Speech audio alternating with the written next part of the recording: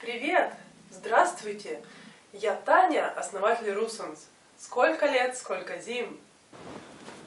Добро пожаловать в Сибирь! Hi, I'm Tanya, the founder of Russons. Long time no see. Welcome to Siberia.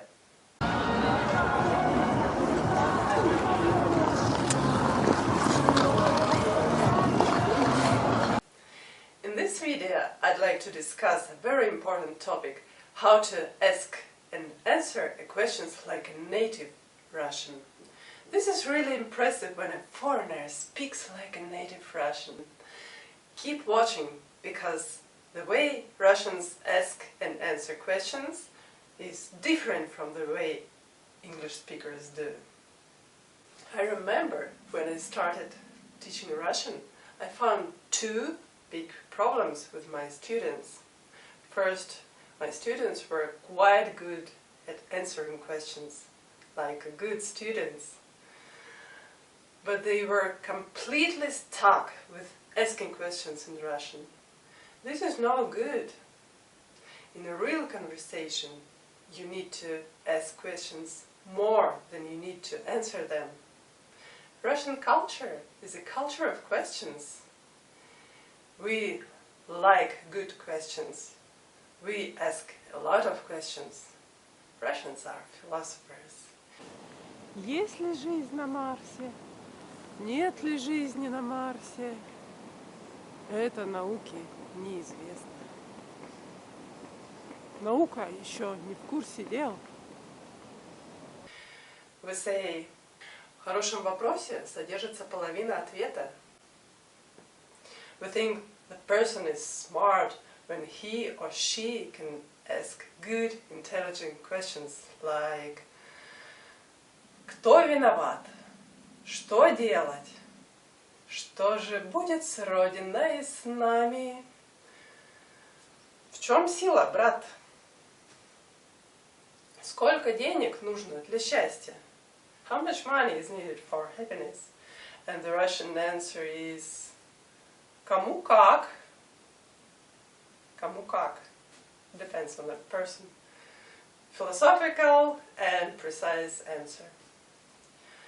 So, the second difficulty with my foreign students was that they did not understand questions when I asked them like a real native Russian, like in a real conversation. What I mean by this, for example, if I ask you: как давно ты учишь русский язык? Most students of Russian will understand this question because it sounds like: how long have you been learning Russian? Just direct translation from English. But we Russians never say so. Как давно ты учишь русский язык? This doesn't sound Russian. To sound like a native Russian, you need to skip как and ты. Давно учишь русский? Давно учишь русский? If I say this sentence with a narrative intonation, it will be translated: you've been learning Russian for a long time. But the same words in the same order, asked with an interrogative intonation, form a question. Давно учишь русский? How long have you been learning Russian? Isn't it fun? Давно учишь русский? Repeat after me. Давно учишь русский? Молодец. And the answer should be: да, 2 года. Или нет, 5 минут. Never say in short да или нет. This sounds rude. This sounds like: get lost, I don't want to speak to you. This question, давно учишь русский, requires an explanation. The person that is talking to you waits for your explanation. Далеко живешь? Do you live far? Or the meaning of the question is: where do you live?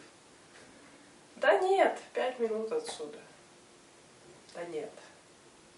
Да нет means нет. Далек собрался? where are you going? So, as I said, Russians are philosophers.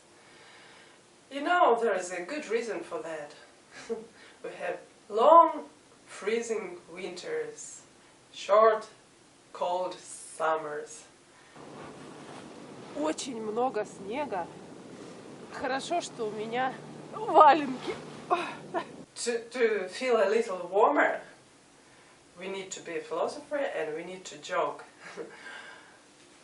Russians are very ironic. They always smile inside. They may look serious, but they smile inside.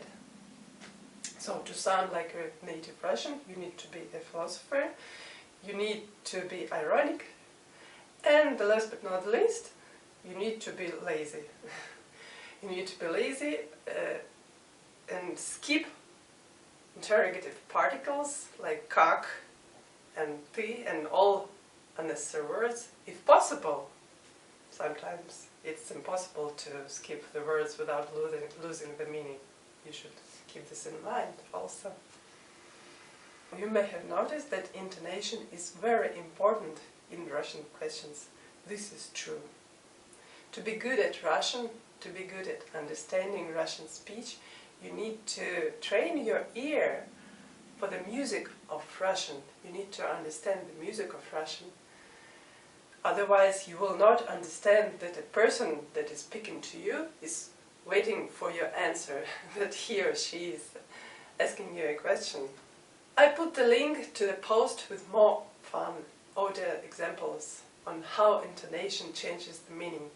Please check the link in the description. Learn the link attentively to become a real master. To summarize, a simple narrative sentence may turn into a question if pronounced with interrogative intonation. And which is more fun, the same words in the same order may form 3 different questions depending on the stress. Isn't it fun? Check the link for examples. And there is also a trick that allows you to take time while considering the answer. For example, где ты был? Много где. В Москве, в Питере, в Европе, в Азии, в Италии, на Кубе, в Таиланде. Или мало где, только в Сибири и на Байкале. У тебя есть деньги? Russians are straightforward. Sometimes they ask questions about the money. У тебя есть деньги? Do you have the money? Смотря сколько, смотря на что, смотря зачем. It depends. In Russian. Все ли понятно, друзья?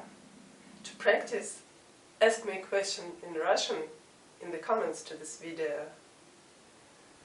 And if you need more explanations on the questions in Russian, please let me know. Give me some ideas. Maybe you'd like more videos on different topics. So, I hope this was helpful. If so, please like this video, please subscribe to my channel. Спасибо, спасибо, что посмотрели. Thanks for watching. Пока. У вас есть валенки?